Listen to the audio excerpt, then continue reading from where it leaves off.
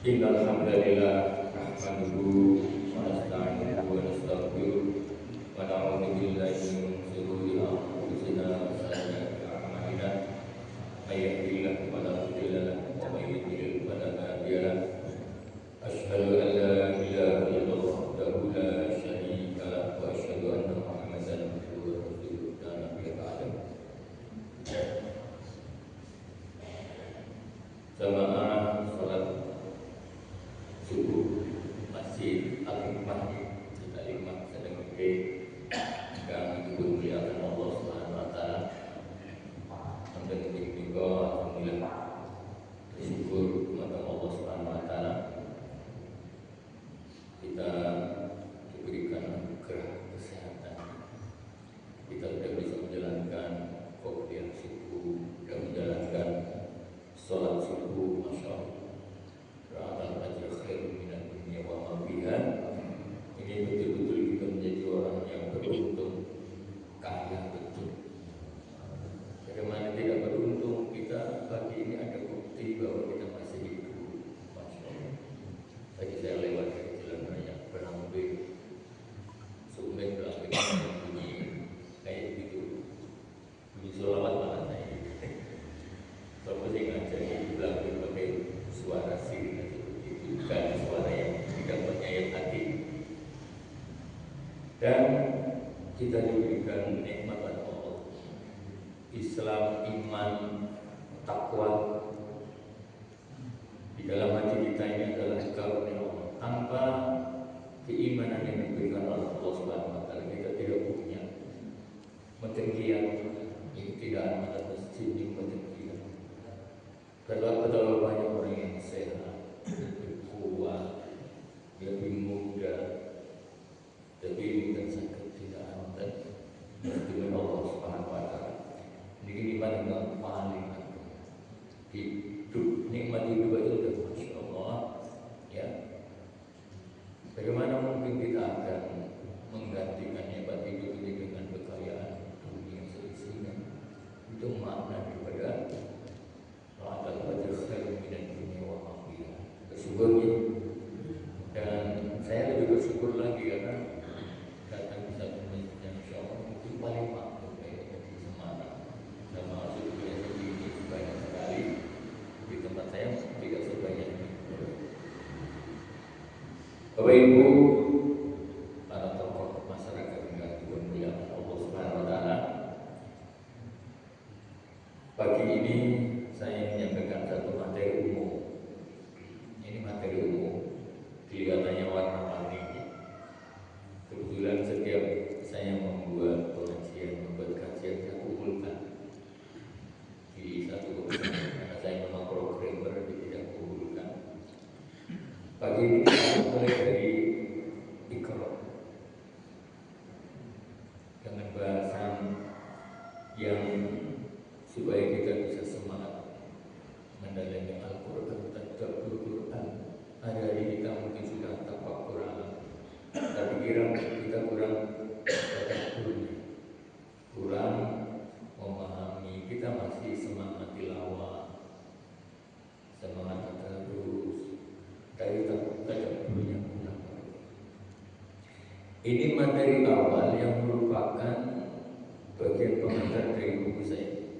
Sebanyak 600 halaman. Saya buat dalam waktu 2 hari. Dalam waktu 2 hari 600 halaman. Tetapi persiapannya mungkin 2 tahun. Saya menyampaikan materi tafsir ilmi, yaitu sains sebagai ijazah Quran. Hampir 2 tahun saya menyampaikan tafsir ilmi ini. Karena tidak banyak yang mau membahas ayat-ayat Al-Quran yang jumlahnya sampai 1.500 ayat berkaitan dengan sains.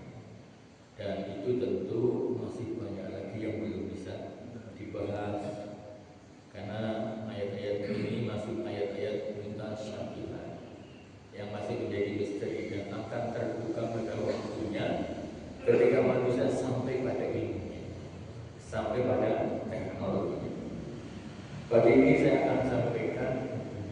bagian awal dari buku ini sebelum bab 1. Resumenya. Mari kita sampaikan di salah satu masuk terranting. Jadi untuk bab ini yang intro ini paling tidak butuh waktu 4-6 kali bertemu. Ya. Sedangkan 200 halaman dari buku ini juga saya sampaikan dalam pertemuan hampir 30 kali bertemu. 200 halaman dari buku ini saya sampaikan dalam waktu pertemuan kurang lebih 30 kali. Berarti yang 400 halamannya berapa lama? Karena Bapak Ibu, kalau kita membaca Al-Quran, kalau kita hanya membaca cepat selesai tilawah, cepat selesai paling berapa menit, kadang-kadang tenggorokannya kaku gitu. Nah, kalau membaca Quran tenggorokannya kaku, tangannya kaku, itu berarti ada setan dalam diri. Kok berat sekali membaca Al-Quran? Nanti ada batasan, ada level tilawah, tadarus, sampai tadabbur, sampai kita memahami kedalaman dari ayat-ayat Al-Quran. Bapak Ibu bebas untuk mengakses sendiri. Namanya bcn.id/kajian. Pakai pegang bawa HP bcn.id kajian. Saya tunjukkan aja karena kenapa ini penting.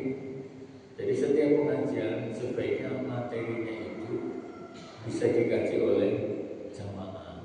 Kalau perlu dikritisi, untuk bisa didiskusikan,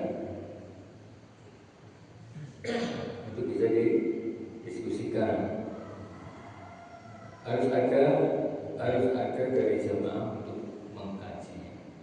Ya, baca yang belum baca itu kajian. Karena saya sebagai ketua BCM kebetulan mengerti komputer, saya buatkan website-nya, termasuk akan diusahakan untuk penerbitan buku Islam gratis yang kita akan berikan kepada jamaah. Ini kajian ini berbagai macam kajian tema, dan satu link aja mungkin bisa berpuluh kali. Seperti tadi buku 600 halaman baru 200 halaman, 245 itu sekitar 30 kali. Jadi kita membahas satu persatu ayat Al-Quran yang berkaitan dengan dunia kita. Pagi ini kita akan membahas tentang Iqra sebagai gerbang Iqra dari buku ini. Saya sambungkan dulu.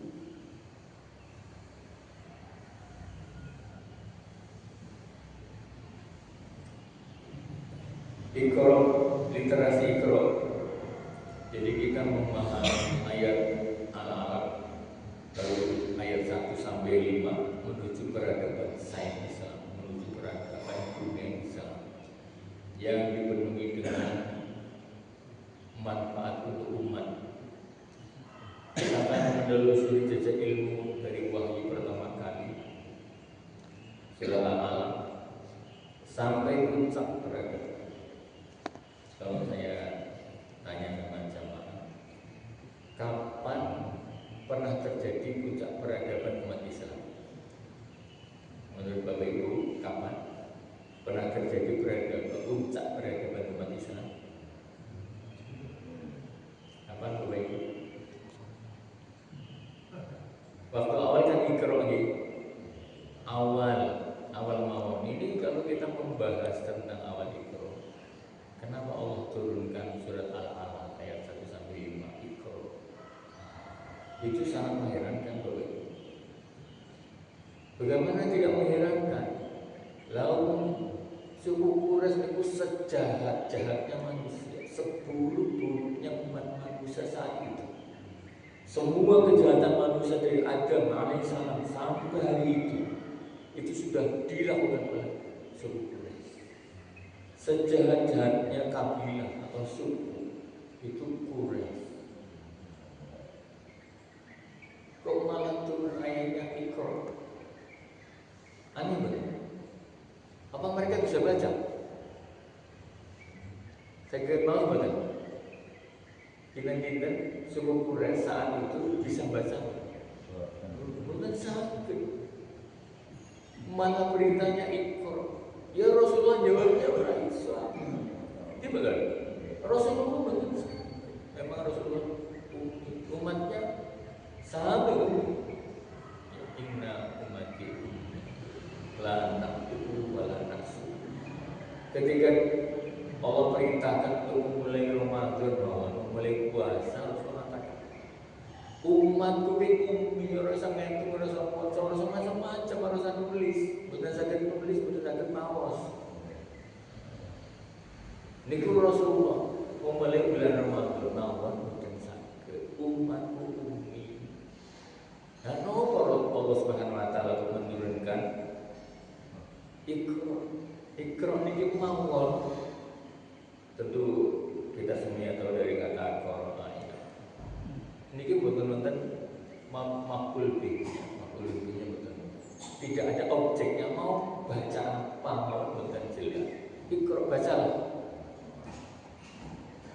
Memang hasilnya kepada Rasulullah, tetapi untuk umat manusia untuk membaca apa? Tidak ada objeknya, maf'ul bihnya tidak ada. Ya, pertama turunnya di tempat yang paling buruk. Bapak Ibu, zaman menikah, tanah Mekah itu tanah kering.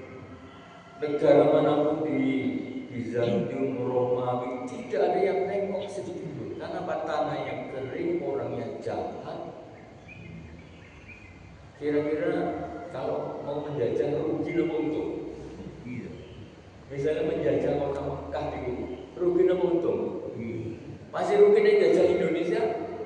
Untung besar, rempah-rempahnya besar. Lah Mekah arep ngedol watu. Bukan sakit.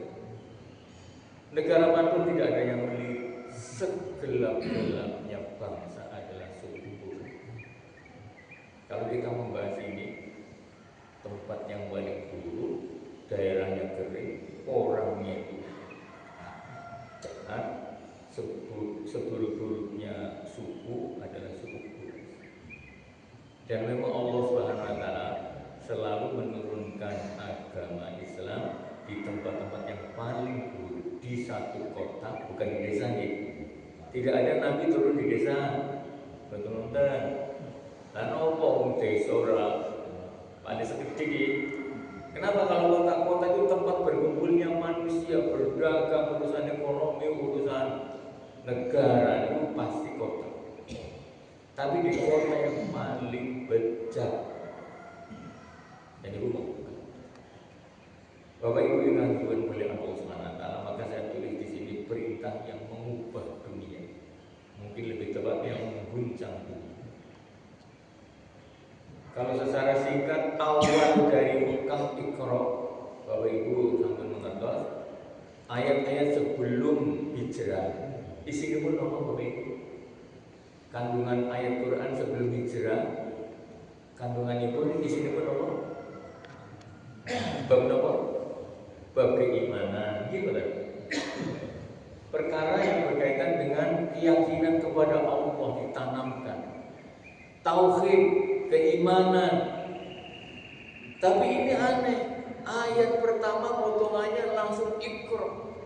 Lah ini kan urusannya bukan namun iman, tetapi peradaban yang luas. Maka ulama menjelaskan kata Iqra ini menjadi pintu gerbang mengubah kota Mekah yang hitam, yang kering, yang jahat. Itu gerbang memasuki peradaban umat manusia, mengubah suatu bangsa yang tidak beradab, yang biadab menjadi bangsa yang paling beradab. Kapan terjadinya? Kapan mencapai puncak peradaban umat Islam? Ketika di Padang Arab. ketika hajjatul wada Rasulullah sallallahu alaihi wasallam, al-yawma akmaltu lakum dinakum wa atmamtu alaikum ni'mati wa raditu lakumul Islam dinan. Telah sempurna syariat Islam, tidak perlu agama lagi, tidak perlu ada tambahan ajaran lagi, tidak perlu. Kata-kata agama itu sudah pun sempurna. Syariatnya Bapak Ibu yang sempurna, umatnya, pelaksanaannya dereng. Tetapi ayat yang turunkan secara bertahap sudah sempurna, tuntas 100% sesuai dengan konteks masyarakatnya. Ketika turun ini ada asbabun nuzulnya, ketika turun ayat ini ada asbabun nuzulnya, walaupun banyak juga ayat Quran yang tidak ada asbabun nuzulnya, tapi semua dalam bentuk praktek. Maka sebenarnya kalau kita lihat, sekalipun masih banyak ayat Quran, beribu ayat Quran yang belum bisa dipahami oleh baginda Muhammad SAW bersama para sahabat, Rasulullah tentu bisa paham kalau Allah memberi pemahaman.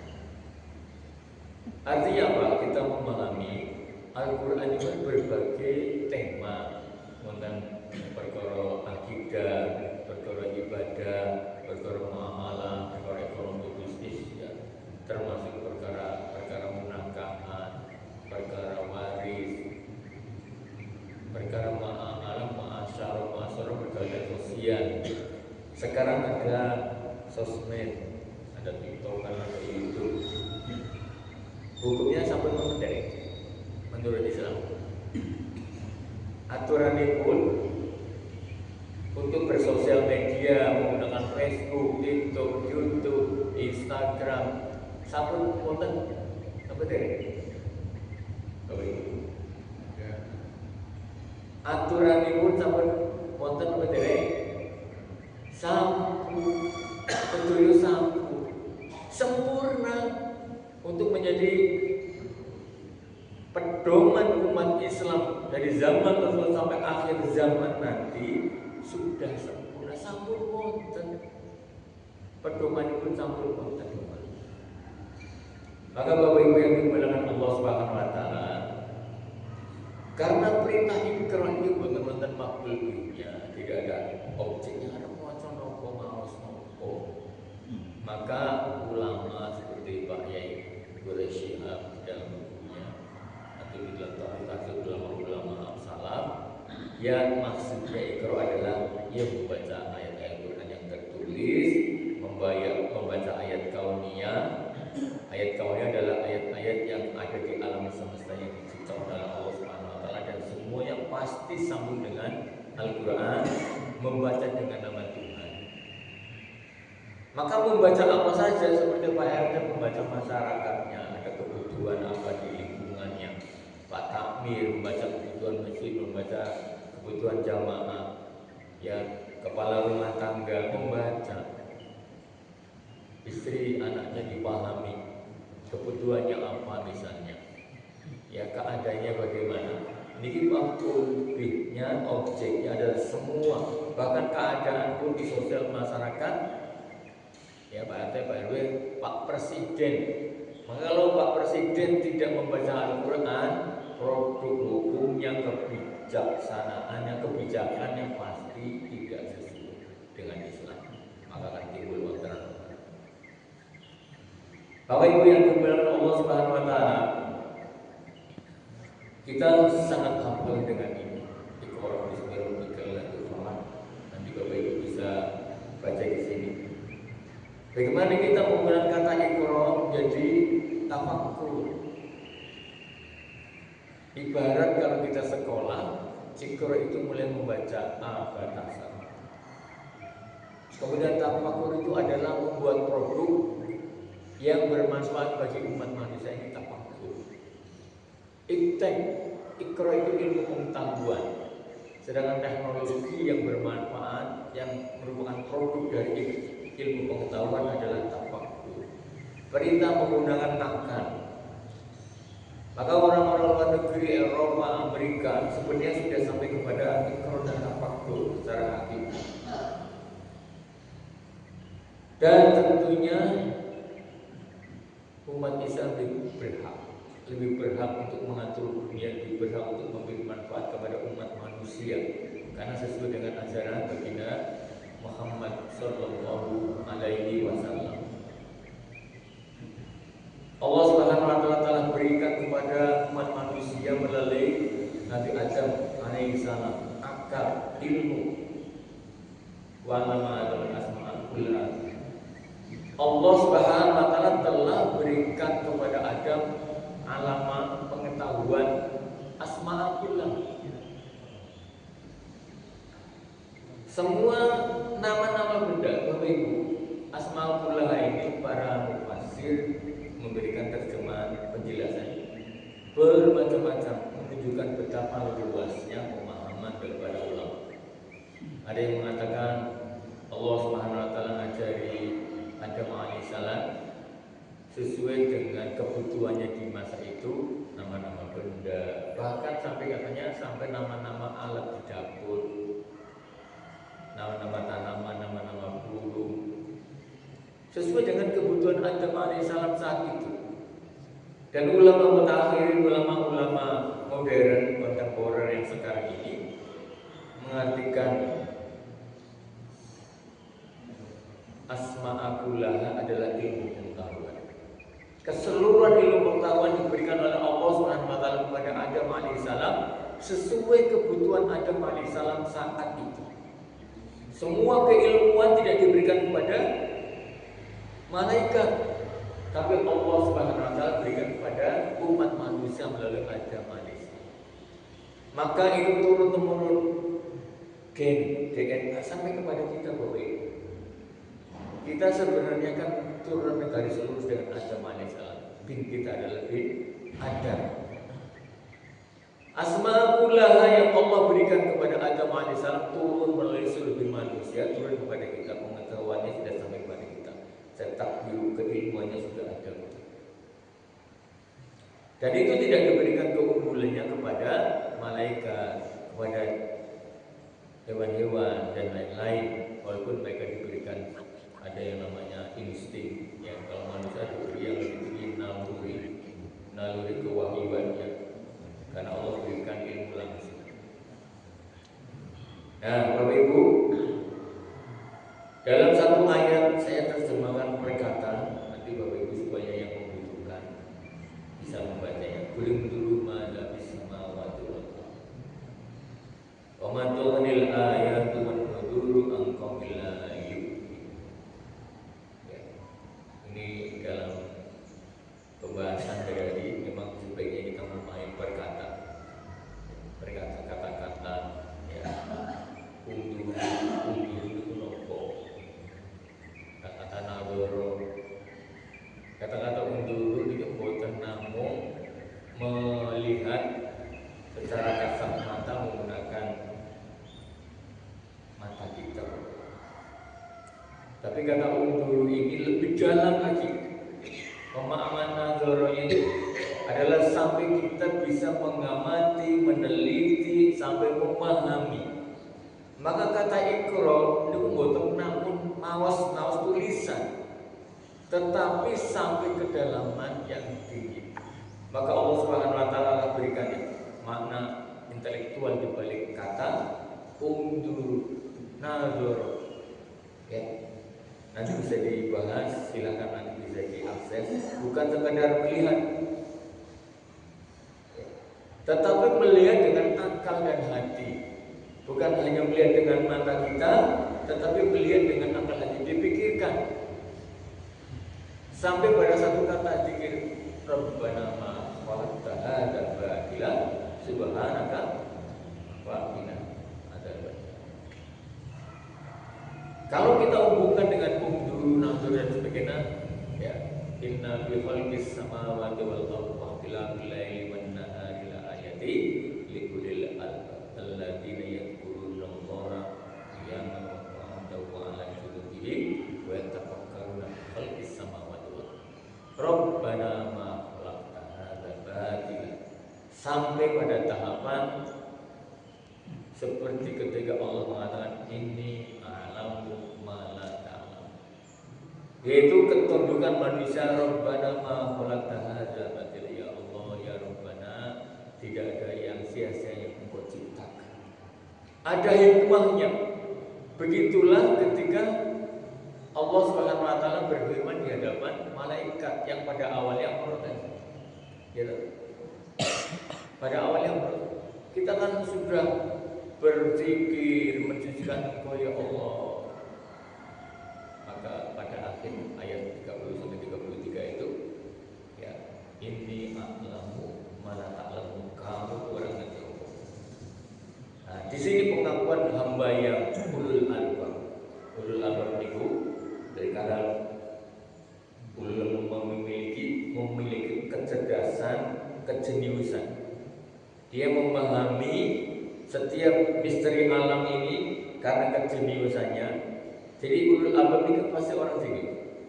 Dia orang jenius, tapi ada satu syaratnya, hatinya bersih, sambung dengan Allah Subhanahu wa taala. Kalau orang jenius tidak bersih hatinya, belum masuk ke ulul albab. Einstein itu orang jenius, ya, tetapi belum kategori masuk ulul albab karena hatinya tidak sambung kepada Allah Subhanahu wa taala. Maka Bapak Ibu yang dimuliakan Allah Subhanahu wa taala, kalau nanti mau dibahas perkataan Iqra itu makna dan tafsirnya. Ya, manusia yang tidak tahu apa-apa dari kata alam. Alam itu apa? Awal kehidupan manusia ya. Awal kehidupan manusia. Orang ketika menemukan buatan bencana kemudian Allah ajari dengan kata alam. Sebagai sumber ilmu, Allah memberi pengetahuan kepada Adam alaihissalam. Allah Subhanahu wa taala mengajari kepada kita pemahaman tentang kehidupan manusia dengan perantaraan alam. Bil kolam.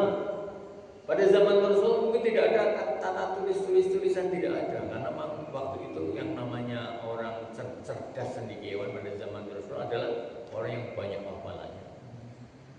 Lah anak keturunan Rasul memang orang iso maca, orang iso nulis, orang iso ngitung, orang iso apa-apa. Tapi inilah indahnya Al-Qur'an. Ya, di tempat yang paling buruk malah bagaimana bukan Iqra bismi rabbikal ladzi khalaqal insana min 'alaq. Iqra wa rabbukal akram alladzi 'allama bil qalam 'allamal insana ma lam ya'lam. Maka orang pintar sebenarnya enggak perlu sombong.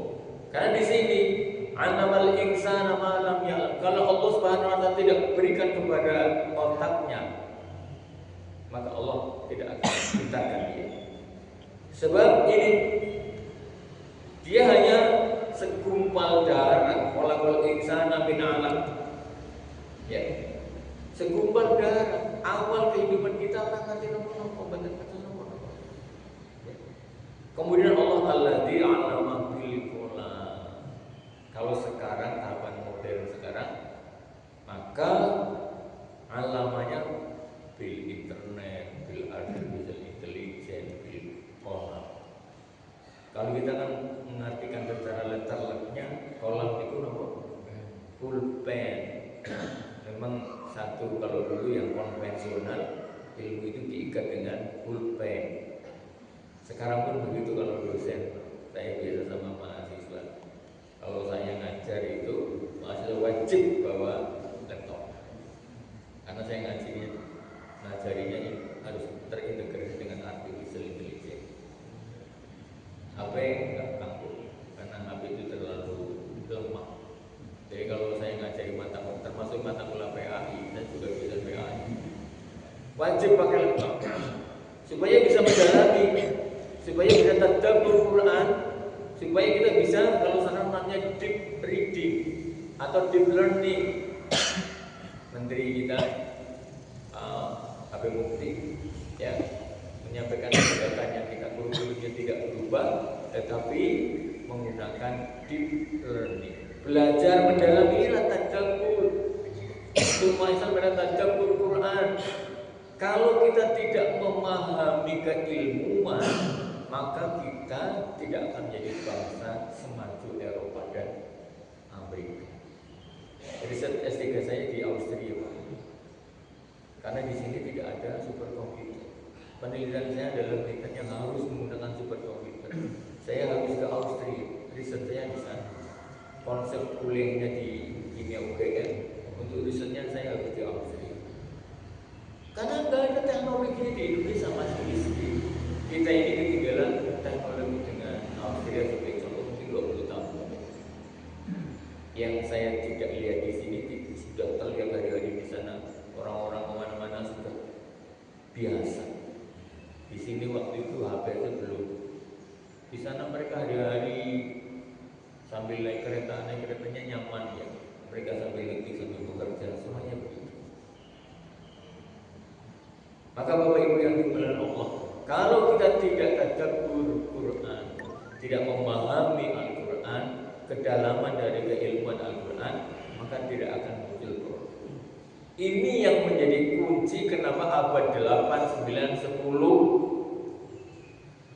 Masehi umat Islam mencapai puncak kejayaan. Nanti sampai dibaca di sini, saya sudah memberikan secara lengkap urutan-urutan kapan akan jaya ini sudah ada di peradaban manusia.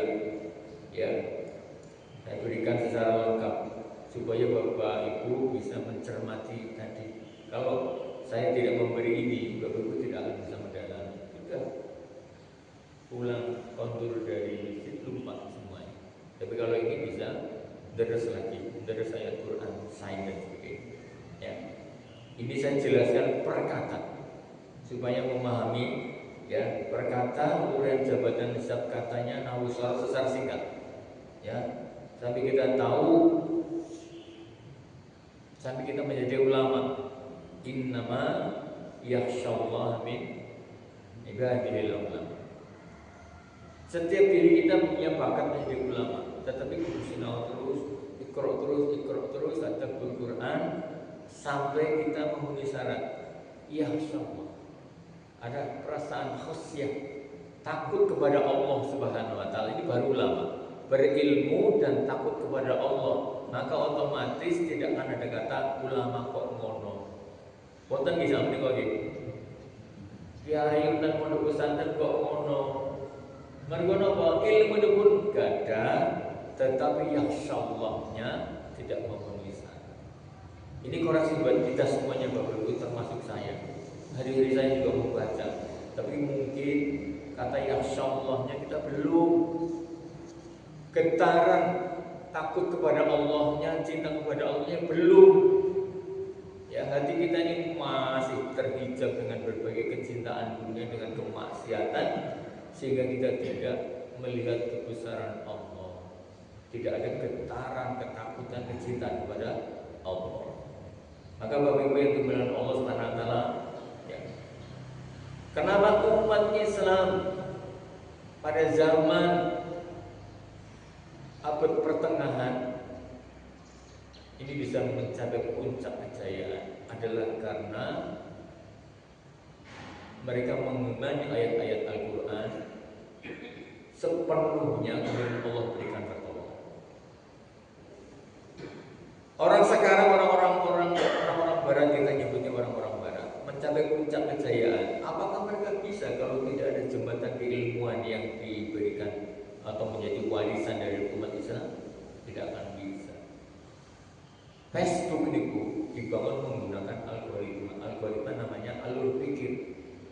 Facebook tidak akan muncul kalau tidak ada kiai yang namanya Al-Khawarizmi, ahli matematika, ahli pemrograman. Al-Khawarizmi itu orang Islam yang pertama kali memunculkan kata algoritma. Algoritma alur pikir, pemrograman. Kalau bahasa pemrograman itu ada alur pikir dulu. Supaya hasilnya tepat benar, maka ada alur pikirnya, namanya algoritma. Ini Mark Zuckerberg sudah mengakui bahwa tanpa Al-Khawarizmi maka tidak akan muncul program komputer, tidak akan muncul Facebook, tidak akan muncul YouTube. Semua tahu sekarang terbuka bahwa yang paling berjasa kepada perkembangan ilmu pengetahuan teknologi dalam umat Islam. Hanya saja karena kedengkian mereka melalui sekian abad perang salib, sehingga mereka menutupi produk kejayaan umat Islam. Saya pernah menyampaikan, Isaac Newton itu pakar fisika mekanika kuantum, tinggalnya di London di Inggris. Dia lahir Kluron, ngerti Kluron ya? Kluron itu kenapa? Biasanya belum umur 7 bulan ya. Dia itu Kluron Bapak. Hidupnya awal itu orang kaya, orang bodoh. Tapi ternyata dia menjadi orang yang jenius. Sinau kali sini.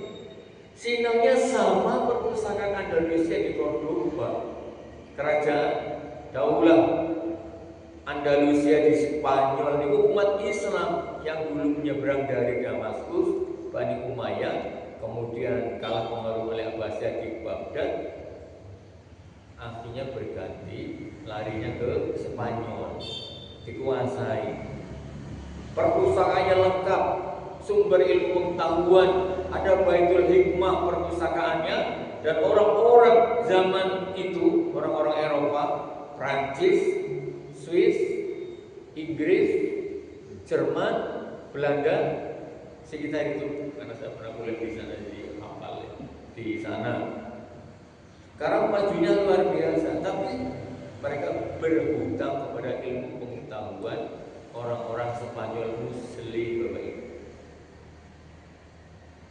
Isaac Newton belajar tentang gravitasi, yang melihat apa? Apel jatuh ya. Gravitasi, kata gravitasi, konsep gravitasi daya tarik bumi ya, ke bawah. Ini ku ingkang memulai sanes tiang Eropa, sanes tiang kafir. Konsep gravitasi daya tarik bumi itu disampaikan oleh umat Islam itu. Pesawatnya oleh Firnas umat Islam, gravitasi oleh umat Islam. Hanya saja kita karena ditutup-tutupi oleh kehasutan orang-orang Barat, mereka tidak ingin bahwa umat Islam punya kebanggaan, sehingga mereka tutup-tutupi. Tapi sekarang ini Bapak Ibu yang dengan Allah, sanuri ayatina bil afaqi wa bil anfusihim hatta yatabayyana lahum annahu. Akan aku buka, tunjukkan bil afaqi di seluruh alam semesta, tapi manusia di dalam diri manusia hatta sampai yatabayyana lahum. Jelas bagi mereka, lahum ini orang-orang yang tidak yakin, tidak percaya kepada Al-Quran, kepada Islam, kepada Rasulullah SAW. An-Nahul, hunya kepada Al-Quran, bahwa Al-Quran itu hak. Bagaimana tidak? Saya pernah menyampaikan di sini juga. Alif lam ra kitabun uhkimat ayatu summa fusilat. Al-Quran itu sudah kokoh, rapi, terperinci. Karena saya menggunakan sains sebagai basis untuk menyampaikan Al-Quran, isi Al-Quran, maka saya menggunakan dua ayat ini sebagai senjata ampuh. Alif lam ra kitabun uhkimat ayatuhu summa fusilat. Quran itu urutan hurufnya, urutan ayatnya, urutan kalimahnya itu sudah betul-betul kokoh, tidak ada yang salah posisinya, dan semuanya terperinci Bapak Ibu. Maka wajar ketika Allah menantang, ayo buat semisal ayat. Boleh Al-Quran, boleh surat, boleh ayat. Sampai sekarang bahkan artificial intelligence, saya menguji artificial intelligence, tak uji. Kamu coba buatkan satu ayat semirip Al-Quran. Ini saya uji betul, saya tantang semuanya. Bisa nggak? Nyerah dia. Udah langsung nggak bisa. Saya nggak mungkin membuat semisal satu ayat yang mirip Al-Quran. Dia tidak bisa. Nyerah. Kenapa?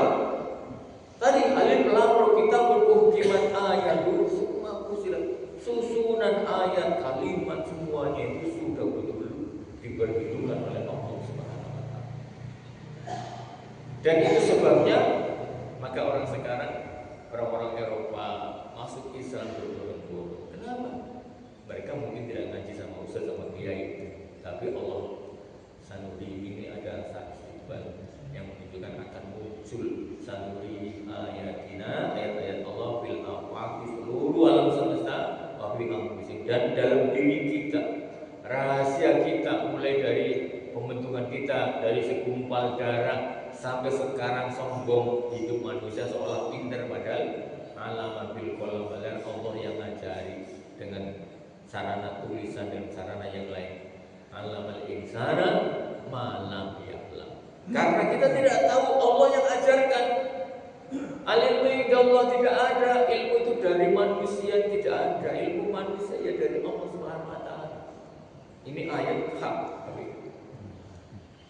Maka Bapak Ibu yang dimuliakan Allah Subhanahu wa taala, mari kita tidak hanya tilawah. Tilawah itu sudah betul-betul mulia, membaca, berkata dengan tajwid, syukur bisa tartil.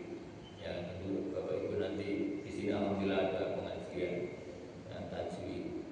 Saya dari kecil belajar tajwid sama beberapa ustaz, tapi tetap masih ada kekurangannya. Di Jogja saya pernah ngaji sama kiai yang Kori nasional, itu belajar tajwid tapi tetap salah, terutama pelafalannya. Kalau ilmunya mungkin bisa, tapi ngomongnya itu melafalkan ini tidak mudah ternyata. Apalagi kalau lidahnya lidah tua, wiwit alif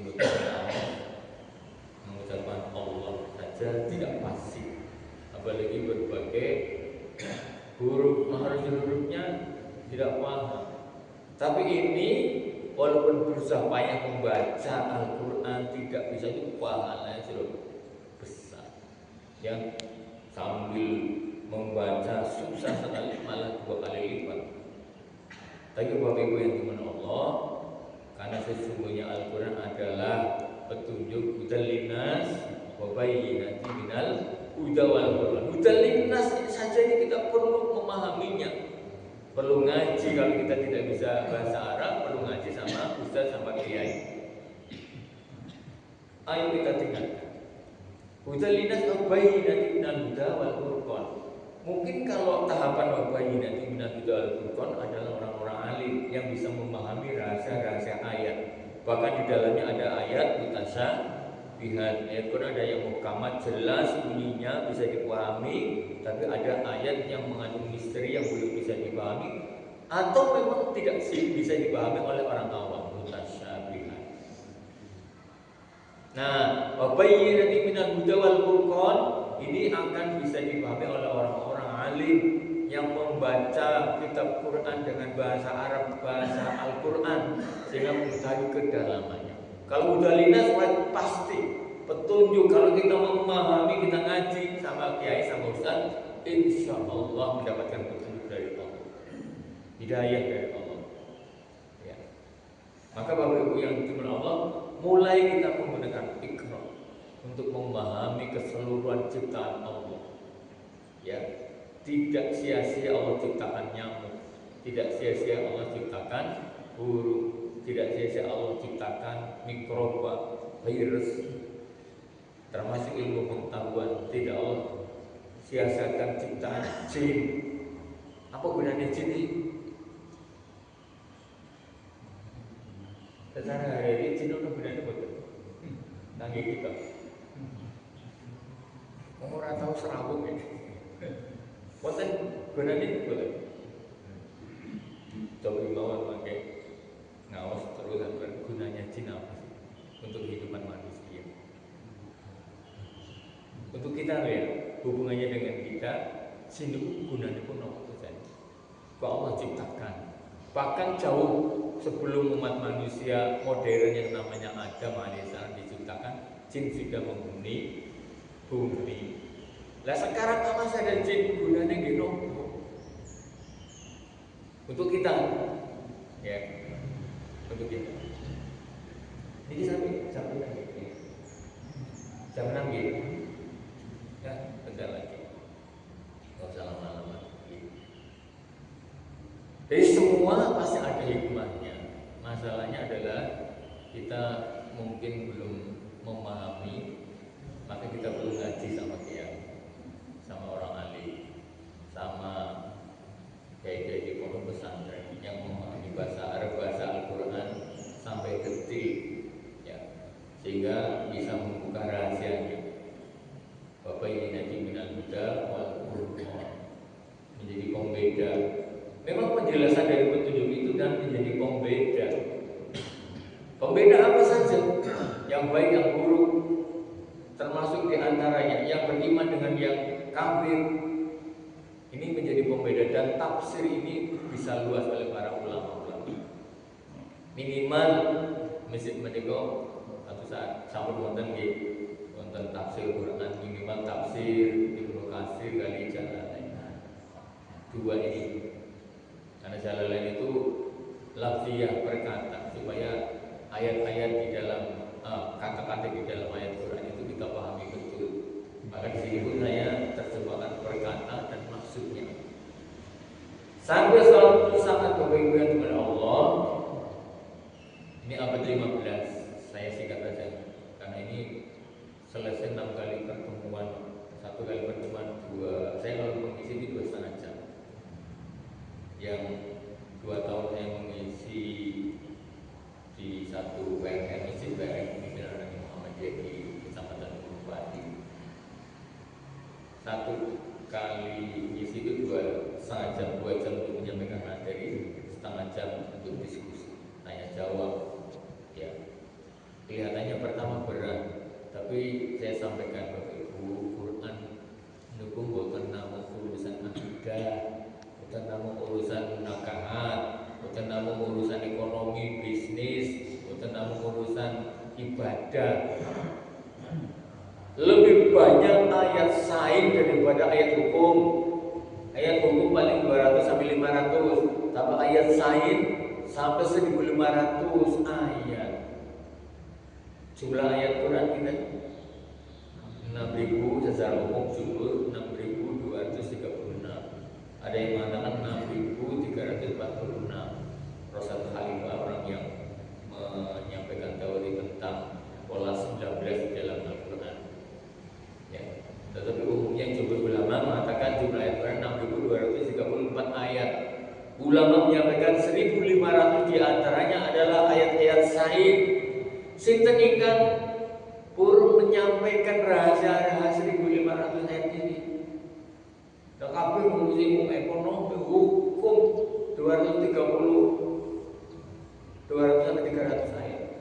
Zaman dulu, zaman di Andalusia sampai Abbasiyah, sampai Utsmaniyah. Utsmaniyah itu berdiri 1299, kemudian runtuh 1922. Urutan tahunnya gampang.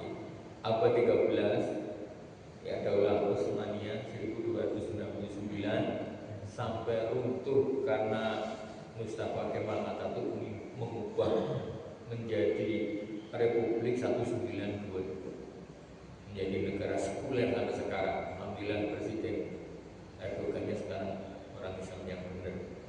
Dimulai dari ini Konstantinopel, penaklukan Konstantinopel, Turki yang sekarang, Istanbul, Ankara dan sebagainya. 1453 Masehi. Bapak Ibu yang dimuliakan Allah, saya berikan di sini penjelasan. Mengapa Sultan Mehmed sampai bisa mengalahkan kerajaan, sampai bisa menaklukkan Konstantinopel? Luar biasa. Tembok ini, pertahanan kota ini Konstantinopel itu tidak pernah kalah, tidak pernah runtuh oleh serangan bangsa manapun. Tetapi Allah Subhanahu wa taala berikan kemampuan kepada Sultan Mehmed yang masih muda dengan perantaraan saing. Dia membeli atau menyewa orang lain dalam ceritanya, kemudian membuat meriam yang besar sehingga bisa meruntuhkan tembok-tembok Konstantinopel. Saing. Ya. Quran banyak sekali kejayaan umat Islam tidak bisa lepas dari kemampuannya menguasai iptek, ilmu pengetahuan dan teknologi. Sekarang kita di Indonesia mungkin belum, suatu saat insya Allah ya, suatu saat bisa membuat logam-logam, metalurgi dan balistik. Kalau yang kayak gini sejak zaman Zulkarnain sudah ada di dalam surat Al-Hadid ayat 25 dan di dalam surat Al-Kahfi juga sudah disampaikan. Saya tulis di sini, Bapak Ibu. Ya, saya tulis di sini untuk menunjukkan bahwa kemajuan umat Islam tidak bisa lepas dari rekayasa iptek daripada sains. Allah Subhanahu wa taala bisa saja dengan kata Allah agar runtuh semua tembok-tembok musuh, bisa. Tapi sunatullah, hukum alam yang Allah berikan kepada kita adalah kita berusaha dengan menguasai ilmu pengetahuan dan teknologi, akhirnya bisa mengalahkan musuh. Nah, nanti bisa dipahami juga di sini. Ini kejayaan Indonesia di Spanyol bisa diperdalam lagi di sini. Ada sejarah istilahnya masa sainnya kapan. Ini setiap link ini bisa disampaikan 3 sampai 4 kali pertemuan masing-masing 3 SKS 3 kali 50 menit, yang kurang lebih ya 3 kali 50 150 menit, hampir 200 menit saya. Nah, Bapak Ibu yang dimuliakan Allah, dengan Al-Quran inilah kalau kita mau memahami surat Al-Hadid ayat 25, maka Allah berikan, ulama memberikan tafsirnya ada 4 pilar untuk membangun peradaban umat Islam. Ya. Laqad arsalna rusulana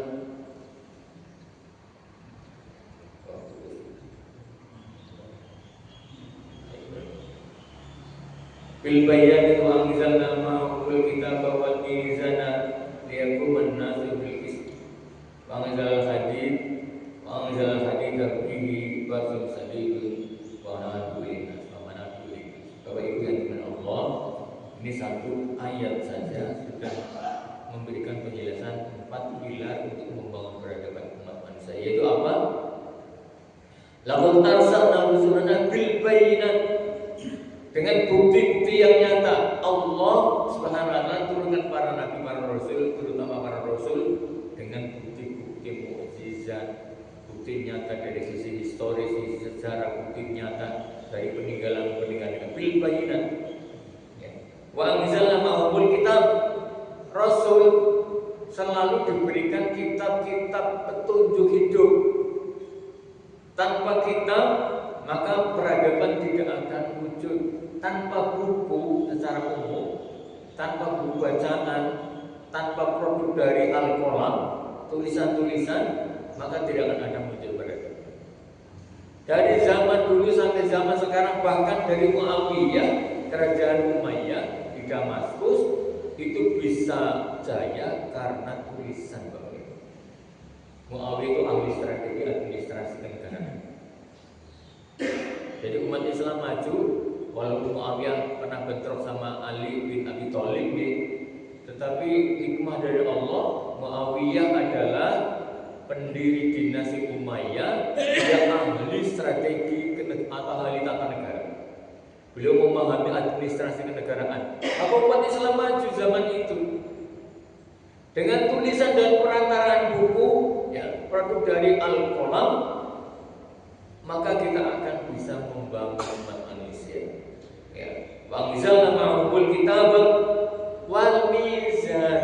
Bapak Ibu, walaupun SDM-nya maju, pinter-pinter, banyak profesor, sumber daya alam yang melimpah, tapi kalau tidak ada al mizan, tidak ada pengelolaan kenegaraan yang baik, yang adil, maka yang muncul adalah bukan kebahagiaan, tapi hasud, dengki, perang antar suku, perang antar provinsi, perang antar menteri, termasuk sekarang kan perang antar menteri juga.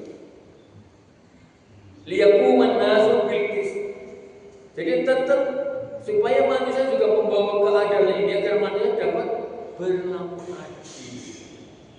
Bainana, kepada sesamanya berlaku adil. dan kami turunkan besi. Ini Bapak Ibu, apa hubungannya dan al-hadida fihi ba'sun sadidun wa manafi'u linnas. Kalau kita sekarang bisa tafsirkan secara umum sebagai intek. Logam itu sangat bermanfaat. Wa manafi'u linnas, memberi manfaat bagi umat manusia. Sekarang coba sekarang dalam kehidupan kita, apa yang tidak ada logam? Allah berikan kepada Daud alaihissalam kemampuan untuk mengelola besi, maka menjadi senjata. Allah SWT berikan pengetahuan kepada Sultan Mehmed dan bala tentaranya mengolah besi metalurgi dan senjata perang logam, nantinya menang. Maka teknologi al-hadid ini adalah kemampuan yang Allah berikan kepada umat manusia. Orang Islam juga begitu, maka harus ada iqra. Kemudian membuat buku, kemudian membuat produk yang bermanfaat bagi umat manusia. Maka itulah Bapak Ibu saya susun ini, buku-buku ini saya nyampaikan hampir 2 tahun. Ini baru 245 halaman, masih ada 400 halaman beberapa tahun lagi, karena buku ini selalu saya kembangkan. Dan Bapak Ibu saya download ini draft, karena kalau buku jadi saya tidak bagikan khusus untuk saya tidak jual karena ilmu agama tidak ada. Ini saya bagikan sudah lengkap isinya 10 bab atau berapa. Bapak Ibu sadar mau sini bisa dibaca langsung, Bapak Ibu. Bisa di-download gratis semua. Ini saya buat bulan apa? Agustus, bulan apa? September. Bulan kemarin dalam waktu 2 hari saya muncul buku. Kalau saya pengen membuat buku 2 hari full. 2 hari itu bukan 24 kali 2, cuma 3 jam 1 hari, 3 jam 1 hari. Saya membuat buku 1 jam 300 halaman dengan bantuan Aki. 1 jam 300 halaman. Ini kebetulan karena bukunya agak berat, maka 3 jam saya mengadakan 300 hingga 1 jam 100 halaman. Dalam waktu 6 jam, alhamdulillah Allah membuat saya untuk membuat buku 600 halaman. Walaupun ini hasil kajian tafsir ini 2 tahun, kurang lebih 2 tahun ngaji terus, sampaikan kepada umat, tambah lagi ngaji lagi, sampaikan lagi, ngaji lagi. Ya memang hasil itu kan ya tetap harus kita usaha. Mau memahami kok cuma ngurung oke aja. CP kadang jika ngaji publik mawon. Kalau bapak-bapak yang ngaji publik tetap CP dah. Tapi yang muda-muda ini targetnya yang muda-muda yang ukuran di bawah 50 tahun masih muda gitu. Kalau saya sudah tua, karena saya hampir 60 tahun. Saya sudah 59 tahun. Masih nol? Belum pun 60. 6 tahun kali belum pensiun dari dosen karena umur 65 kan dosen.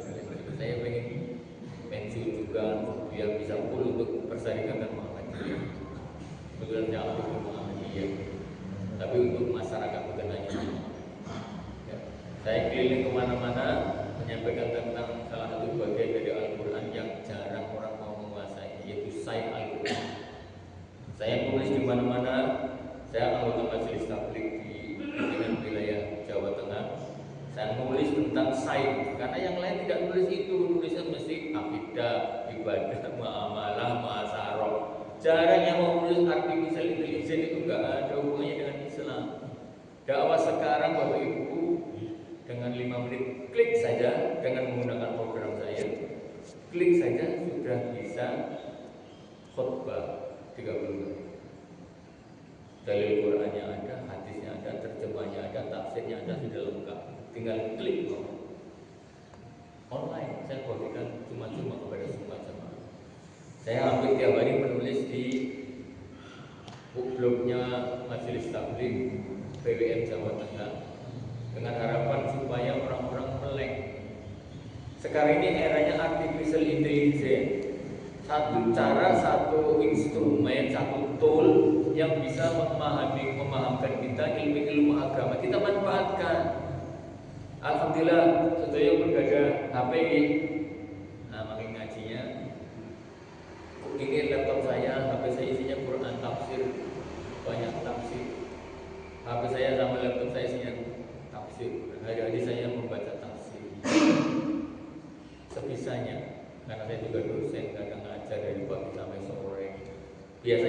biasanya bangun jam 1 pagi. Menurut saya ada terus ngaji, baca Quran atau taklim sampai menjelang subuh. Jadi saya produktif itu bisa membuat sesuatu kalau setelah tidur jam 12 malam ke sana bagi saya bisa. Kalau pagi, siang, sore kan capek. Maka saya membuat buku ya di pagi hari jam 1, jam 2, jam 3, jam 4. Saya sudah biasa puluhan tahun jam 12 bangun, jam 1 bangun. Kecuali kalau sakit. Udah puluhan tahun saya bisanya membuat sesuatu, saya bisa menyelesaikan sesuatu itu kalau pagi Bapak Ibu. Tidurnya sore, jangan tidur malam. Rasulullah kan paling tidur hanya 4 jam. Kalau saya ngaji dari berbagai sumber, Rasulullah paling 4 jam. Ini dokter kan 8 jam ini. Kesuwen Bapak Ibu, gimana hemat? 4 jam waktu, insya Allah. Makanya jam 1, jam 2, ampun mulai ngaji, baca subuh, baca Quran, subuh dia sholat tahajud kena. Walaupun 2 rakaat, 1 witir atau 3 witir, 4 rakaat, 3 witir dan lumayan.